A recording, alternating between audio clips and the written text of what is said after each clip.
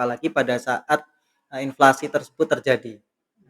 Jangan sampai inflasi tersebut akan, berubah dari inflasi musiman ke arah inflasi yang bersifat struktural atau yang lebih luas. Itu yang pertama rekomendasinya. Pemerintahan saat ini memang perlu apa ya, adanya media untuk bisa mengawasi dan bagaimana bisa menyampaikan informasi tersebut, kepada masyarakat dengan jelas. Public Idea, bicara publik, bicara kita. Halo Sobat DAP, kembali lagi di podcast Public Idea episode ketiga, tentunya hanya di channel Ruang Publik kita. Di channel ini kita akan membahas masalah publik dengan santai dan mendalam.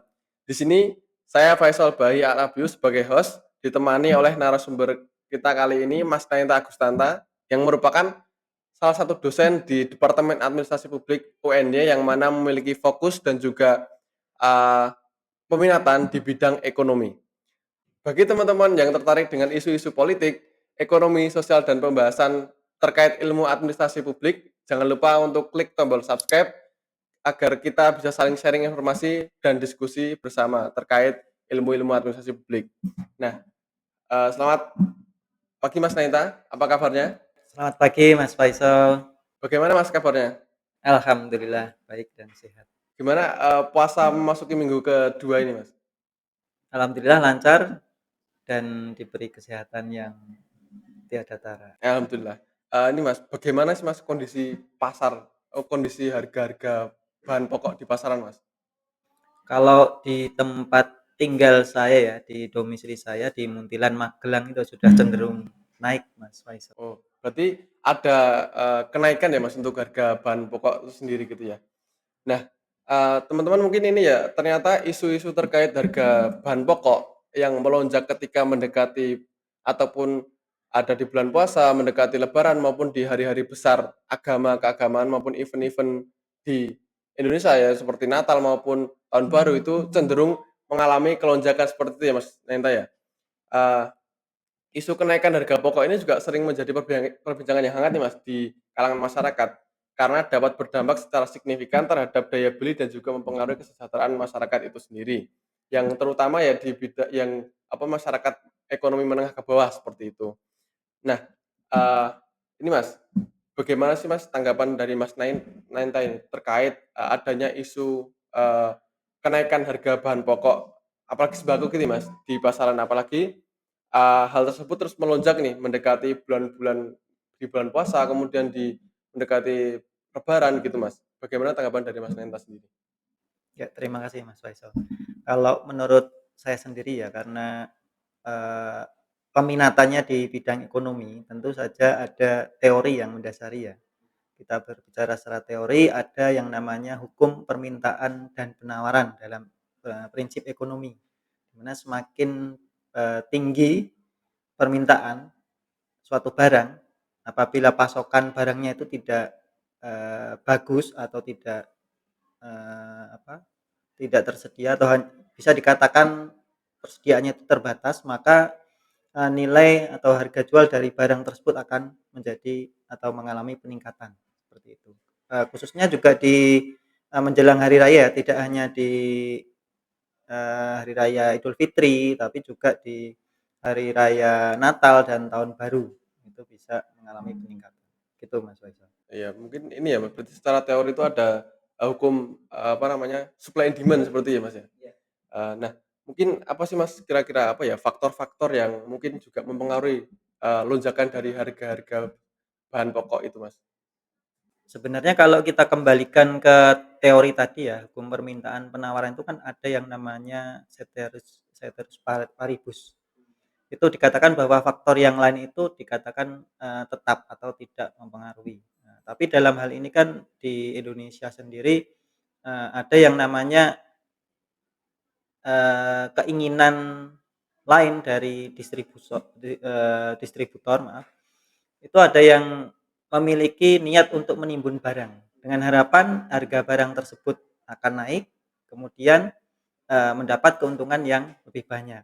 Nah, fakta di lapangan menunjukkan bahwa selain faktor permintaan tadi yang sudah disebutkan, spekulasi harga oleh pedagang besar seperti tadi, distributor tadi, dan panjangnya rantai distribusi dari produsen sampai dengan konsumen itu eee, lumayan panjang sehingga bisa, mengakibatkan stok tiba-tiba berkurang dengan, jumlah yang lumayan sehingga mendekati ambang batas ya. Kemudian harga barang itu menjadi melonjak drastis atau naik. Kemudian di sini juga, faktornya bisa dilihat dari peran logistik ya.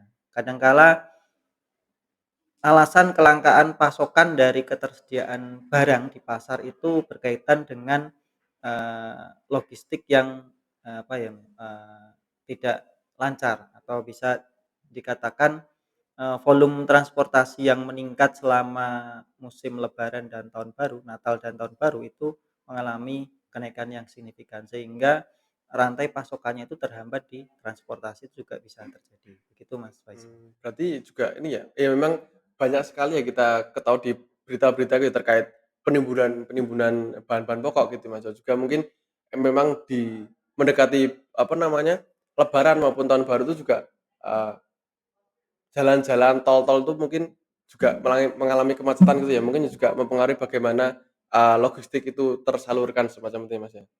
Nah, mungkin seperti yang kita tahu juga ya adanya lonjakan harga bahan pokok ini mungkin berpengaruh juga terhadap daya beli masyarakat, terutama masyarakat di kalangan bawah, menengah ke bawah gitu ya, Mas, ya. Nah, mereka juga harus bekerja lebih keras agar dapat memenuhi kebutuhan mereka sehari-hari, gitu. Nah, bagaimana sih, Mas, kenaikan harga bahan pokok ini dapat mempengaruhi kestabilan ekonomi secara keseluruhan seperti Mas? Ya kalau kita lihat ya dari, sisi teori ya sebenarnya yang namanya, kenaikan harga atau kita bisa sebut sebagai inflasi, inflasi yang terjadi pada saat menjelang hari raya maupun Natal dan Tahun Baru itu sebenarnya dapat dikategorikan dalam inflasi musiman, atau hanya terjadi secara temporer saja, sekali musim. Nah, kemudian setelah musim itu berganti atau sudah habis ya masa lebaran maupun hari raya maupun ini Natal dan tahun baru, nanti akan hilang dengan sendiri yang inflasi tersebut. Tapi ya tidak menutup kemungkinan bahwa, inflasi bisa terjadi setelah musim lebaran ataupun hari raya itu berakhir, tapi bisa, berkepanjangan. Nah, itu yang patut diwaspadai, itu dari sisi, teori ya. Tapi kalau melihat dari dampak tersebut seharusnya pemerintah sudah memiliki kewenangan dan tanggung jawab, mereka sendiri ya, untuk mencarikan solusi permasalahan itu. Misalnya kalau kita berbicara tentang masyarakat yang kurang mampu, itu berarti pemerintah akan menyediakan misalnya ada paket sembako gratis yang dibagikan. Bisa juga sebelumnya itu belum gratis ya, kadang juga di beberapa daerah itu paket sembako murah, yang bisa dijangkau oleh masyarakat miskin. Kemudian bisa ditingkatkan menjadi paket sembako gratis tadi.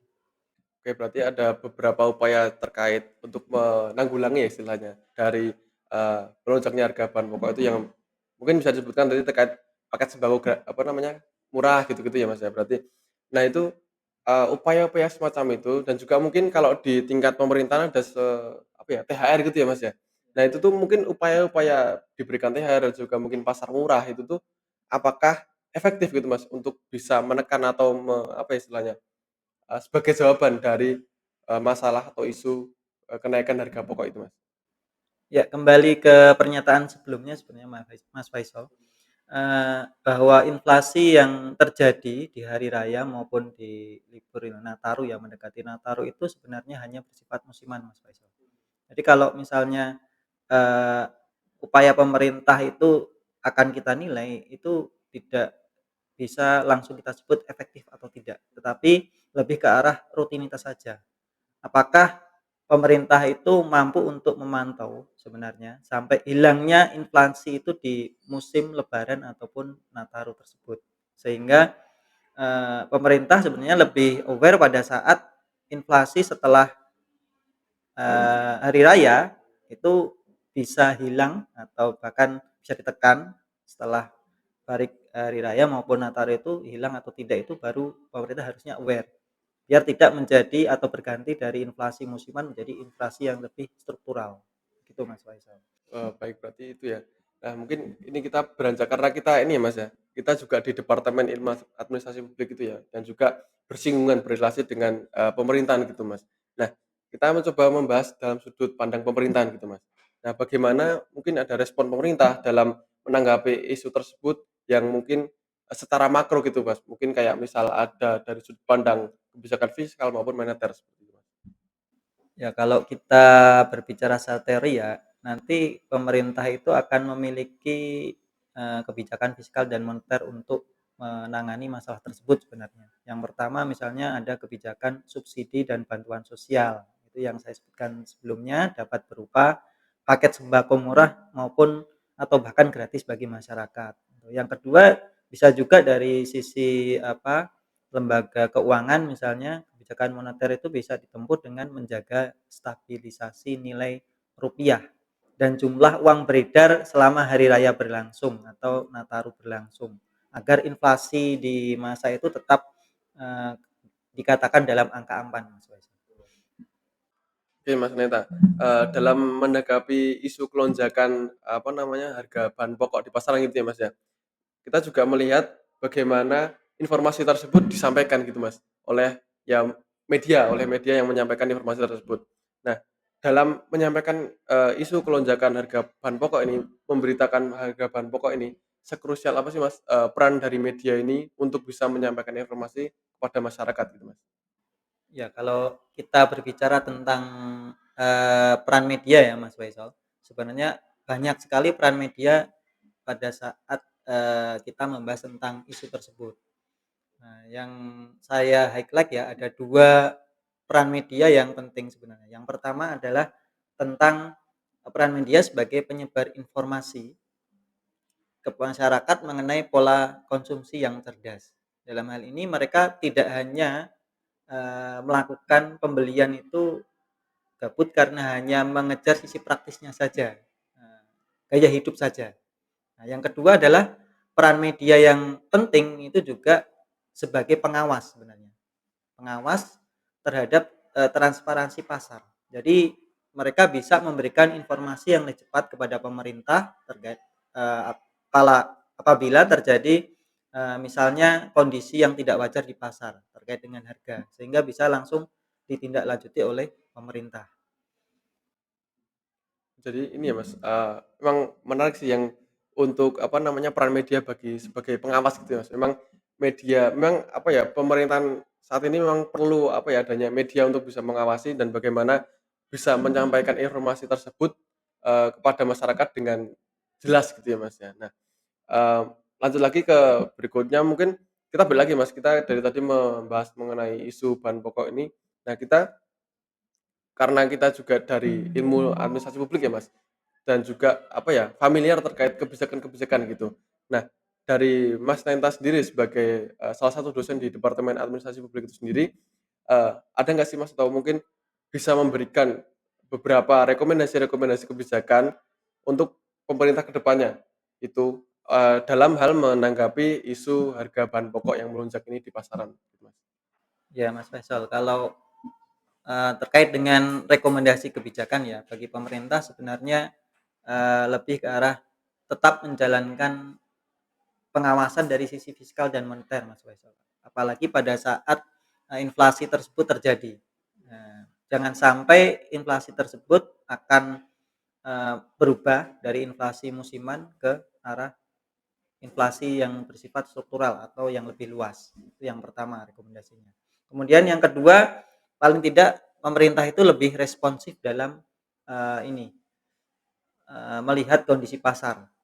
Jadi kondisi pasar seperti apa, kemudian juga memperhitungkan yang namanya kebutuhan masyarakat miskin dan mereka akan, eee, atau pemerintah itu lebih aware ya, lebih aware apalagi dalam, periode inflasi tersebut terjadi. Nah, yang kedua, seharusnya juga tidak hanya rekomendasi ke pemerintah ya, kebijakan, tetapi juga kalau saya boleh memberikan saran kepada masyarakat itu juga mereka harusnya lebih cerdas, dalam menyikapi tradisi, dengan melakukan pola konsumsi yang, lebih cerdas. Yang kedua, ikut aktif dalam mengawasi fluktuasi sebenarnya harga pasar dan berani melaporkan apabila ada kondisi yang tidak wajar di pasar. Itu menurut saya 2 hal itu juga penting bagi masyarakat untuk diperhatikan, Mas Faisal. Baik, itu berarti beberapa rekomendasi yang mungkin bisa diajukan oleh Mas Nenta gitu ya, untuk masyarakat dan juga pemerintah pada intinya gitu ya, Mas, ya. Nah, sangat menarik ya teman-teman yang terkait kita membahas isu, harga bahan pokok yang melonjak ini yang mana, seperti menjadi isu tren tahunan gitu ya, Mas Nenta ya, ketika mendekati hari-hari besar Islam maupun hari-hari besar keagamaan yang lain seperti Idul Fitri, Idul Adha maupun Natal dan juga Tahun Baru gitu, ditemui, kenaikan harga bahan bakar bahan pokok ya di pasaran gitu ya. Eee, nah juga tadi juga telah membahas mengenai bagaimana, tanggapan dari Mas Nenta sendiri terkait bagaimana bahan pokok itu menaik di pasaran gitu. Dari Mas Nenta tadi juga menjelaskan secara teori ekonomi gitu ya, terkait, supply and demand seperti ya Mas Nenta ya. Dan juga bagaimana Mas Nenta tadi juga jelaskan apa saja beberapa faktor-faktor gitu ya yang dapat mempengaruhi daripada lonjakan, harga bahan pokok di pasaran gitu. Lalu juga Mas Nenta tadi juga menjelaskan beberapa peran dari, seperti peran logistik, dan juga penimbunan barang yang apa ya istilahnya, banyak sekali ya Mas ya dilakukan oleh oknum-oknum gitu ya, yang mana juga mempengaruhi, harga-harga di pasaran seperti itu. Lalu juga tadi sempat disinggung terkait kebijakan moneter dan fiskal gitu juga dan juga, apa namanya, bagaimana, eee, peran media gitu ya yang sangat krusial gitu ya, Mas, ya, apalagi terkait, eee, menginformasikan atau menyampaikan informasi-informasi itu kepada publik secara luas gitu, Mas. Dan juga tadi Mas Nenta, memberikan, beberapa rekomendasi-rekomendasi kebijakan untuk pemerintah dan juga masyarakat gitu tentang bagaimana, menanggapi dari isu, kelonjakan ataupun melonjaknya, harga bahan pokok di pasaran, terutama sembako gitu ya. Nah, eee, mungkin, ini saja teman-teman untuk sesi kali ini yang dapat kita, apa namanya, kita bahas gitu untuk di sesi kali ini. Nah mungkin dari Mas Nenta ini sebelum, menutup, rangkaian podcast pada sesi kali ini, ada closing statement nggak dari Mas Nenta untuk, podcast kali ini? Kalau dari saya pribadi ya, untuk closing statement, bagi kita sebagai warga negara yang baik itu kan paling tidak mari menjaga bersama-sama menjaga, bagaimana agar tradisi yang diturunkan dari zaman nenek moyang kita ya, nenek kita, agar, pola konsumsi yang dilakukan menjelang hari raya itu tidak berpengaruh terhadap harga barang di pasar. Ya, dilakukan dengan apa? Pola konsumsi yang cerdas tadi yang seperti saya sampaikan. Meskipun itu menjadi hal yang berat ya, akan tetapi saya rasa semakin, berkembangnya masyarakat Indonesia, pendidikan di masyarakat Indonesia, saya yakin akan, terbentuk pola yang lebih baik lagi. Nanti harapan kita bersama sebagai warga negara yang baik akan bisa menjaga, stabilitas, ekonomi terutama, eee, menjelang hari raya Idul Fitri, kemudian Idul Adha, Natal maupun Tahun Baru. Begitu Mas Faisal. Ya memang iya Mas, saya juga setuju ya terkait bagaimana pola konsumsi yang mungkin bisa, apa ya, istilahnya dari masyarakat sendiri juga menyikapi tradisi-tradisi yang mungkin bisa menyebabkan harga kelonjakan harga bahan baku di pasaran gitu melonjak gitu ya Mas ya, terkait pola konsumsi yang baik gitu. Nah, terima kasih Mas Nenta untuk, waktunya kali ini di podcast sesi ketiga ini ya. Dan mungkin untuk teman-teman yang masih, apa namanya, tertarik terkait, eee pembahasan mengenai beberapa ilmu sosial, ekonomi, dan juga terutama di ilmu administrasi negara ya, jangan lupa untuk klik tombol subscribe dan juga tinggalkan komen. Terima kasih untuk teman-teman telah menyaksikan, video podcast kali ini. See you teman-teman semua.